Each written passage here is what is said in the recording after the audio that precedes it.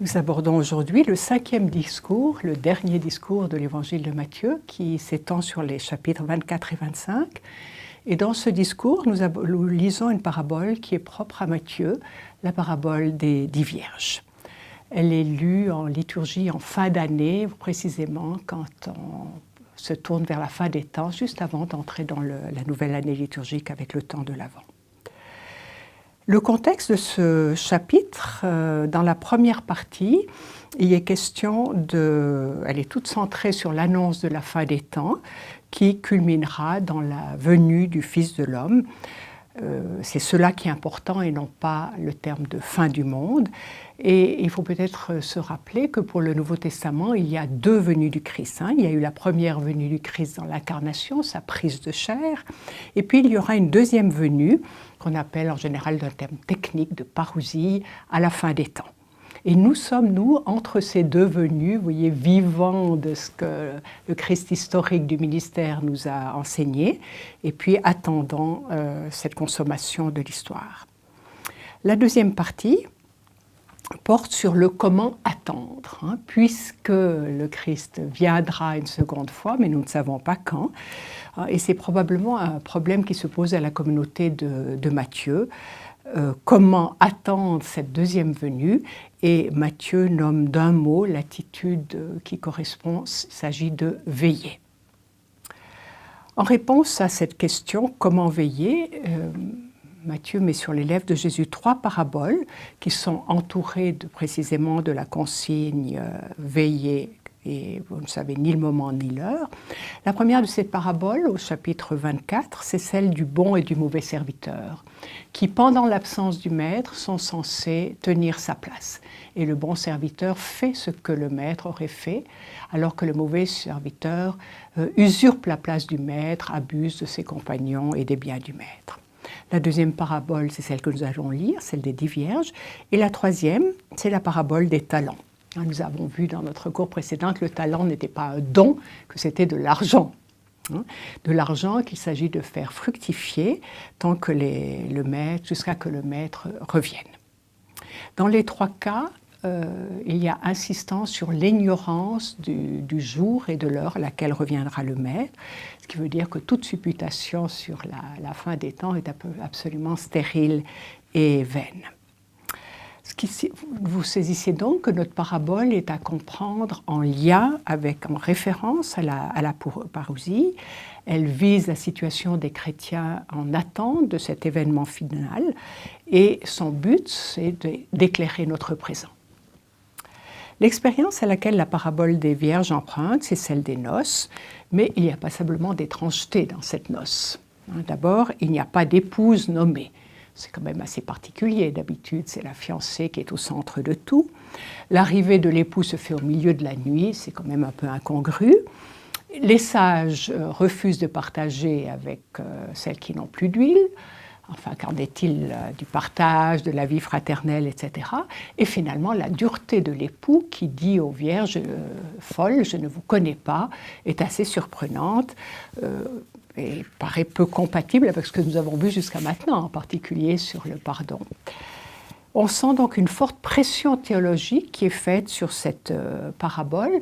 Jésus ne veut pas nous raconter une noce, il veut nous révéler une facette du royaume et en quelque sorte, il module son histoire en fonction de ce qu'il a envie de nous communiquer.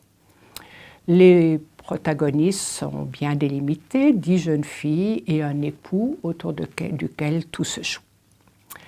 Dans la première partie, des versets 1 à 5, nous avons la présentation des personnages et des circonstances. Alors sera semblable le royaume des cieux à 10 vierges qui, prenant leurs lampes, sortirent à la rencontre de l'époux.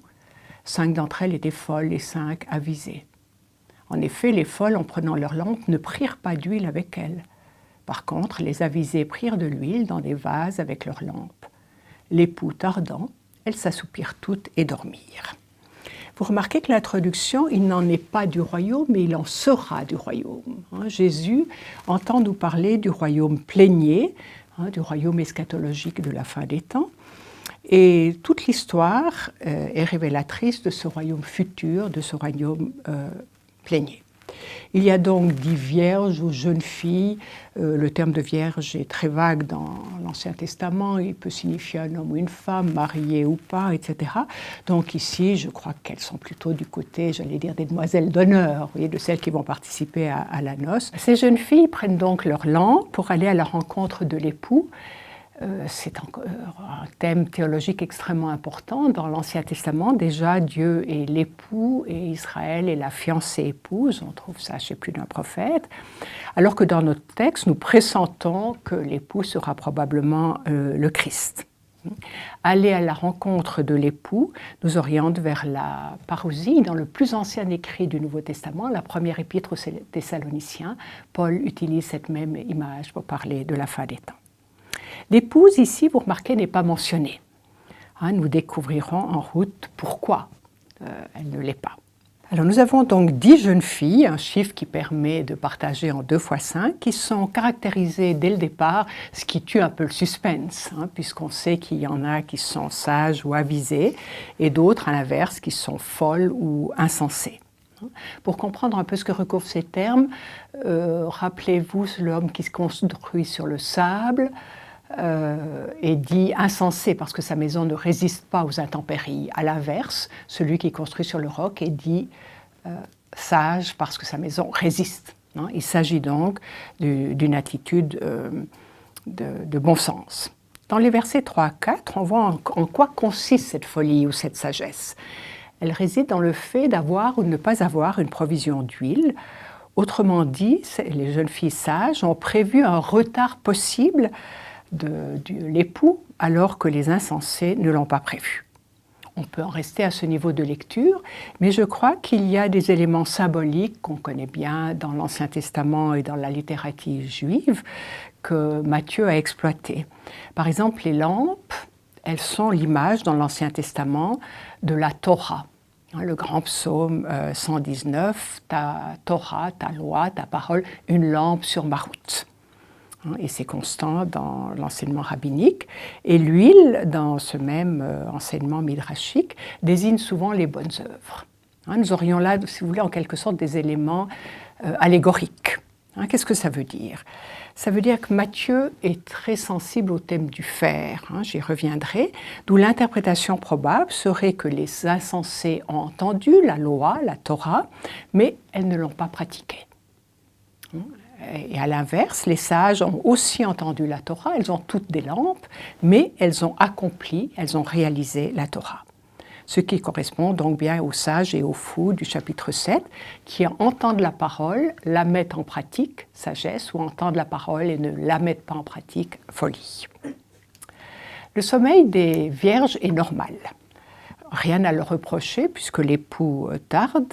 Ce qui est curieux, c'est ce retard de l'époux. Et là, vous sentez bien cette pression théologique qui veut laisser entendre que la venue du Christ, la deuxième venue du Christ se fait désirer. Matthieu écrit à peu près 50 ans après Pâques. Et donc, on risque de se démobiliser dans les communautés. Oui, dans l'Église primitive, on a cru que cette parousie allait être très prochaine. À tel point, par exemple, qu'à Thessalonique, les gens ont dit « ça ne vaut plus la peine de semer, on n'aura pas le temps de faire les récoltes ». Donc avec cette parole qui lui est propre, et les 2 autres que j'ai évoquées, Matthieu essaye de dire comment attendre. Veiller ne signifie pas ne pas dormir, puisque les 10 vierges dorment, et que cela n'aurait pas reproché. Dans les versets 6 à 7, nous avons l'annonce de l'arrivée de l'époux et la réaction des vierges. Au milieu de la nuit, un cri fut poussé. « Voici l'époux, sortez à sa rencontre. » Alors toutes les vierges se réveillèrent et apprêtèrent leurs lampes. Au milieu de la nuit, c'est surprenant. C'est normalement le temps du sommeil et pas le temps de l'arrivée de l'époux. Un cri anonyme qui est nécessaire pour réveiller les jeunes filles et qui annonce donc la venue de l'époux attendu et qui s'accompagne d'une invitation à sortir à sa rencontre. C'était bien le projet des jeunes filles, nous l'avons vu dès le verset 1. Les deux actions des jeunes filles, elles s'éveillent, le verbe qui sera celui de la résurrection plus tard, et elles apprêtent leurs lampes. Dialogue des vierges entre elles, les versets 8 à 9. Les folles dirent aux sages, donnez-nous de votre huile, car nos lampes s'éteignent. Les sages répondirent, certes non, Il n'y en aurait pas assez pour nous et pour vous. Allez plutôt chez les marchands et achetez-en pour vous-même. La requête des insensés sont démunis d'huile et refusés par les sages qui ne peuvent pas partager sous peine d'en manquer pour elles-mêmes, disent-elles. Comment comprendre cela? Je crois essentiellement en tenant compte du temps où l'action se passe. C'est la dernière heure. Ce n'est plus l'heure de la conversion, ce n'est plus l'heure du partage. C'est l'heure du jugement, pourrions-nous dire. Et si l'huile, ce sont bien les bonnes œuvres, la réponse à la volonté du Père, vous comprenez qu'il est impossible de partager. Ça ne relève que de ma vie. Il n'y a pas de réponse possible à la place de l'autre, fût-il quelqu'un d'aussi aimé qu'un conjoint ou un enfant. D'où cette incitation faite par les sages aux insensés à s'en procurer par elle-même, pour vous.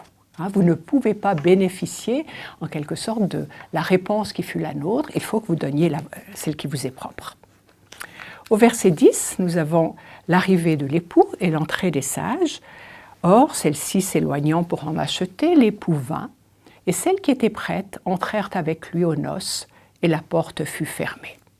Pendant l'éloignement des jeunes filles insensées, l'arrivée de l'époux, donc l'heure de la parousie, peut-être aussi ce sera l'heure de la mort de chacun d'entre nous, mais ce n'est pas le sens premier du texte. Entrée de celles qui sont prêtes. Vous avez remarqué, ce ne sont pas celles qui sont dites sages qui entrent, mais celles qui sont prêtes, elles entrent avec l'époux, non pas dans la salle, mais aux noces. La réalité à laquelle il s'agit de participer, ce n'est pas une fête quelconque, c'est vraiment aux noces. La porte est fermée, c'est une image courante pour indiquer la fin des temps. Il y a donc quelque chose de définitif qui est fait. Dans les versets 11 à 12, nous avons l'arrivée des vierges insensées et leur dialogue avec l'époux. Plus tard arrivent aussi les autres vierges disant « Seigneur, Seigneur, ouvre-nous ». Celui-ci répondant dit « Amen, je vous dis, je ne vous connais pas ».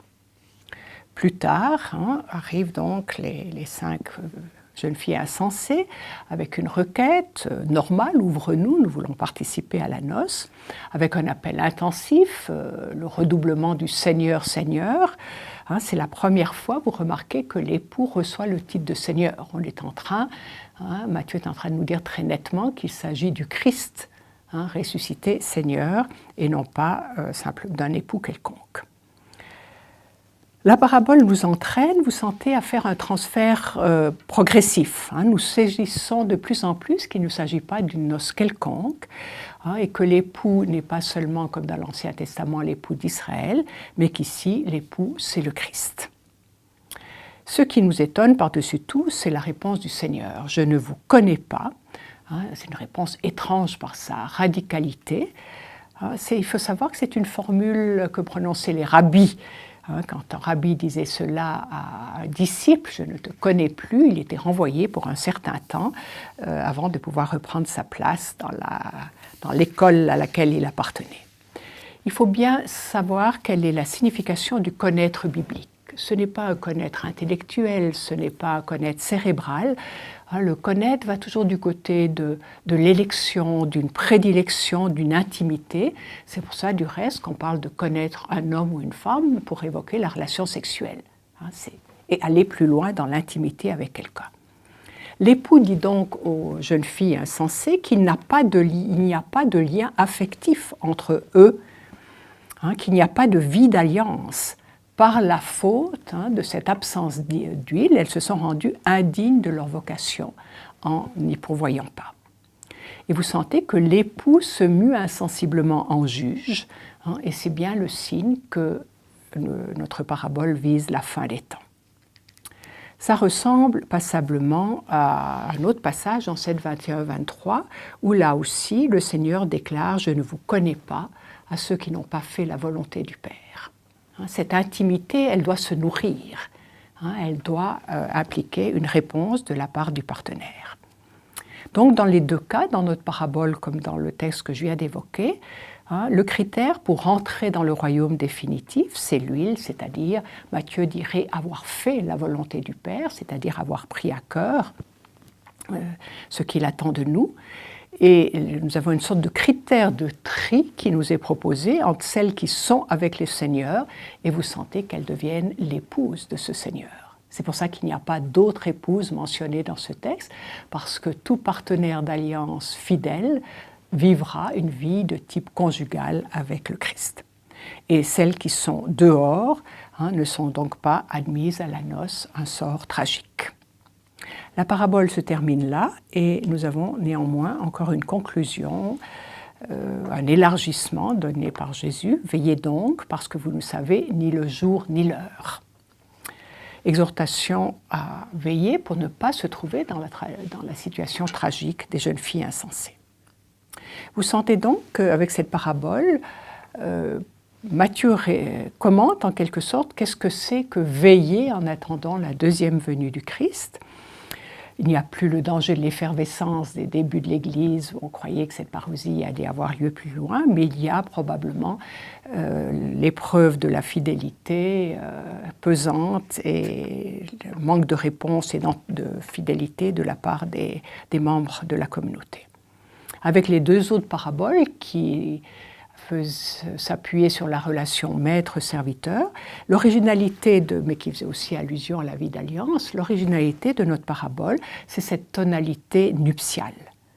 Il y a une assurance, l'époux viendra quand, nous n'avons pas de critères pour le dire, nous ne connaissons ni le jour ni l'heure, mais l'époux viendra pour la plénitude de la vie d'alliance, magnifiquement suggérée par le thème de la noce.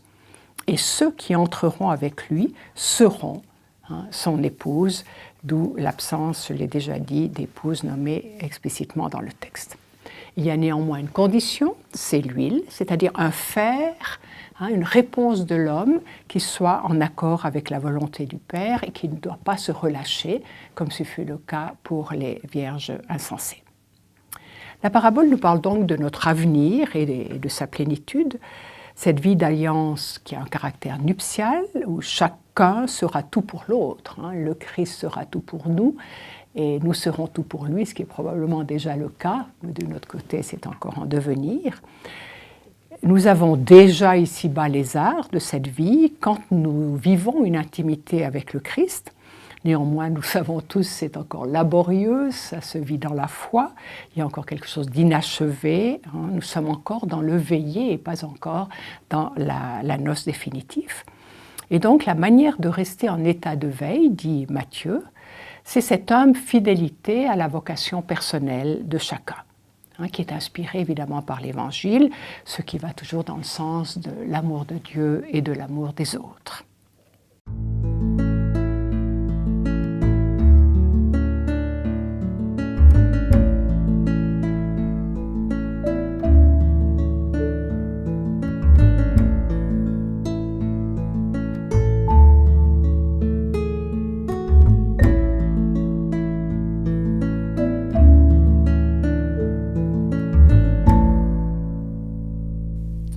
Nous reviendrons la prochaine fois sur cette notion de jugement, puisque nous lirons la scène du jugement dernier propre à Matthieu, chapitre 25, les versets 31 à 46, que je ne peux que vous inviter à lire avant de suivre le cours.